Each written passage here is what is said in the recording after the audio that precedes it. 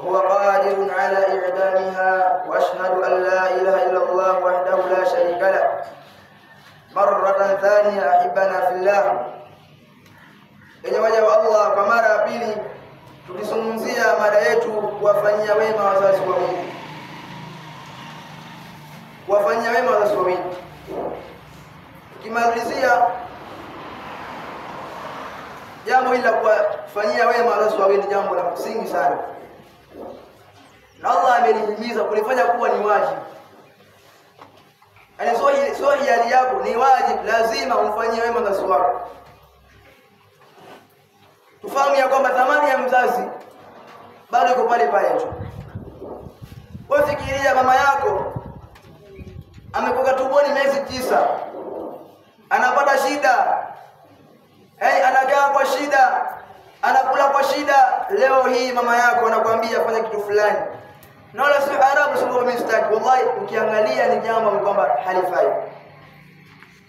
Baba yako wewe amepambana, muda mwingine ametukana na watu, ameonekana hana maana, anaenda kukutafutia wewe lengo upate chakula ule.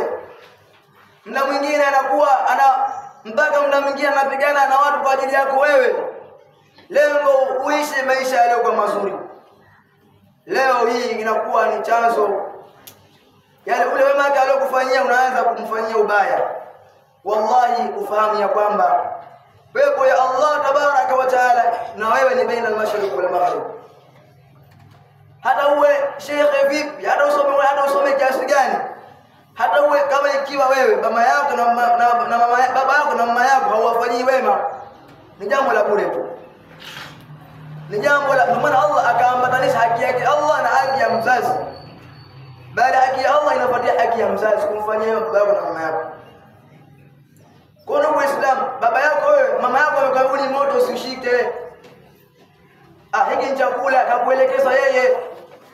Leo hii inafikia hatua baadhi ya watu wanaanza kuwafanyia ubaya baba zao. Allah jalla wala tunusuru na jambo la namna kama hiyo. Kwa hiyo ndugu Waislamu, kuwafanyia wema baba na mama ni jambo la wajibu. Kila mtu anapaswa amfanyie wema, lakini ayuha almuslimun, wafanyie wema waswahili haitoshi tu kwamba kule tu kuwafanyia ihsan, lakini vile vile katika maisha ya dunia la hata kama mama yako amefariki, baba yako amefariki, bado una haki ya kumfanyia wema. Kwa namna gani? Kwa maana una haki ya kumfanyia wema katika namna ya kumuombea dua. Allah jalla wala amsamehe madhambi yake, Allah jalla wala amfanyie pesa huko aliko. Hiyo ni haki ambayo unapaswa wewe umfanyie basi wako. Lakini ushahidi wa hayo ni kauli ya Mtume alayhi salatu wasalam, idha mata ibn adam, mwanadamu akifariki, inqata amalu, matendo yake yote yanakatika, illa min thalath, isipokuwa mambo mangapi? Matatu. Jambo la kwanza, sadaqatun jariya, sadaka yenye kuendelea. Kama kajenga msikiti, basi anapata thawabu hata kama akawa amefariki. Na nyingine na mambo mengine katika ile ambayo kama ni sadaqatun jariya.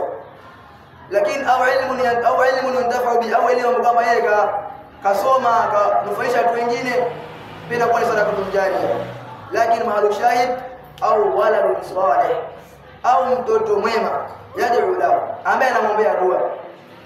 Kama kijana ambaye ni mwema mashaallah, anamwombea baba yake dua, inakuwa ni sababu Allah jalla wa ala anamuongezea matendo yake. Rabbana atina fid dunya hasanah wa fil akhirati hasanah wa qina adhaban nar. Allahumma ij'alna minal muttaqin ya rabbal alamin. Allahumma sahhil lana fi umurina ya rabbal alamin. Allahumma ij'alna minal muttaqin ya rabbal alamin.